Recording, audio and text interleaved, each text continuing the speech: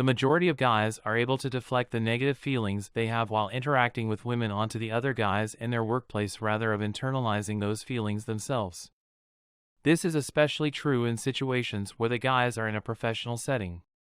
This is because men are less likely to internalize everything terrible they experience if women don't direct their negative feelings at specific men and those men don't direct their negative emotions onto other men.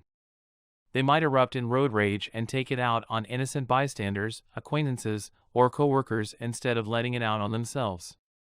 What do you think the story of falling down is revolving around, in your opinion?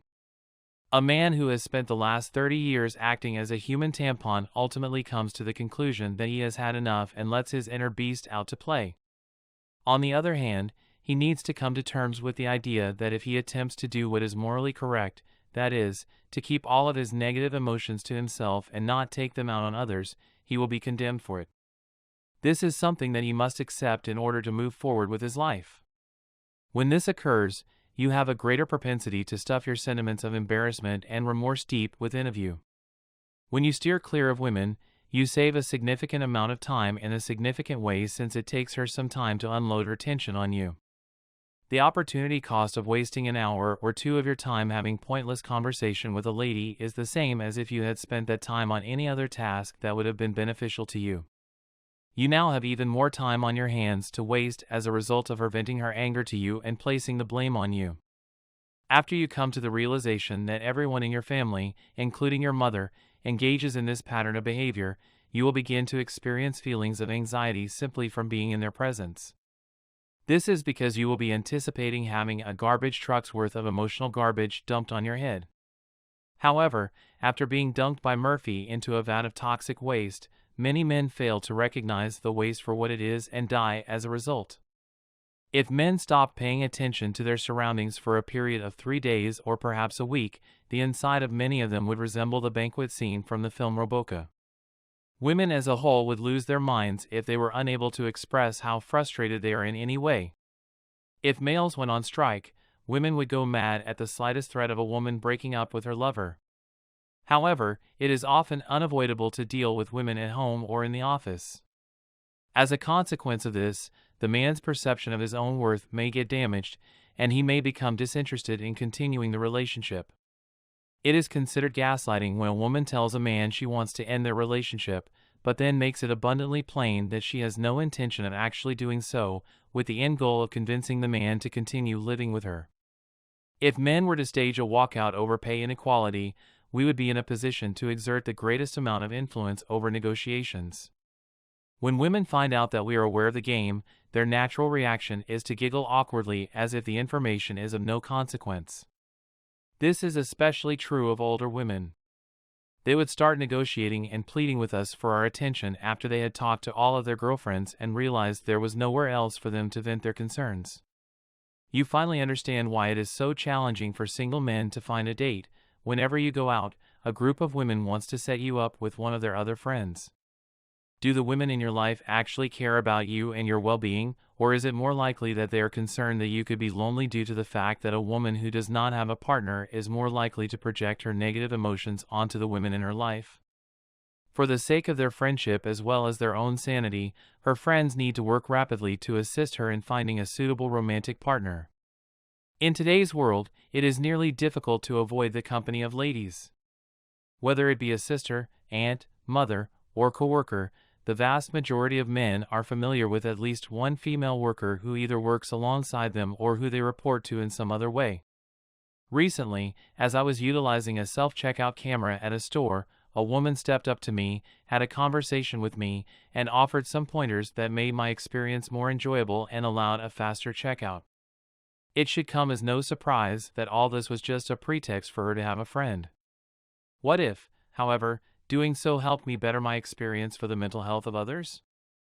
The implications of having between 30 and 40% of women participating in the labor force. They could try their hand at painting or knitting for a while, or they could get a minimum wage job and maybe even find housing, but none of these possibilities are long-term solutions.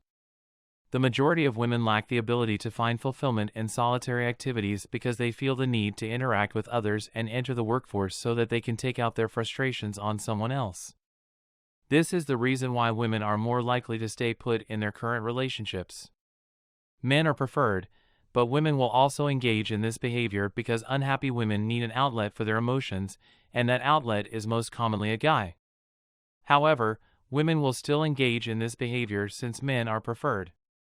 The tragedy of our species resides in the fact that negative emotional energy appears to originate in females and then be passed on to males and offspring. This is a pattern that has been observed across multiple generations of our species. One of the most fundamental flaws in modern civilization is the presumption that males should behave in a submissive and soy-boyish manner, slinking around women's queens like a robber in the night. This belief holds that men should treat women as if they are inferior to themselves.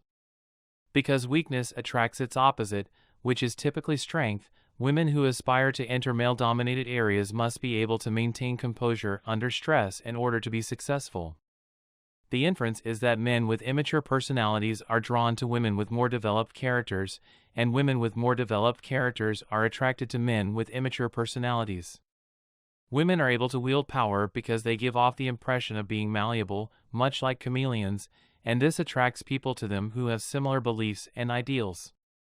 When women behave in a dominant manner toward males, they are, ironically, demonstrating their authority to themselves. The majority of works produced within popular culture have the ability to reflect the historical and cultural climate of the time in which they were created. That men are the ones who need women's attention more than women covet men's attention, and that women are the ones who are upset by men's attempts to be near to them and will do whatever it takes to avoid them, and that women are the ones who will do whatever it takes to avoid men. At least according to popular culture and the media, men who give such significant sums of money to their wives are expected to take care of them in return because they are perceived as having a moral obligation to do so. Men, more than women, have a strong desire to be admired by a woman. Men love the attention even if they aren't romantically interested in the woman and friend-zone her, but women are consistently irritated by men's continuous attempts to become romantically involved with them. Women are almost always irritated by the continuous love interest that males have in pursuing relationships of a romantic nature with them. After around 6 to 8 months, I started to sense a need for connections and dialogue with women. However, as I gained more experience with the other sex, even this sensation began to fade away. On the other hand, the negatives quickly snowball out of control when women are involved.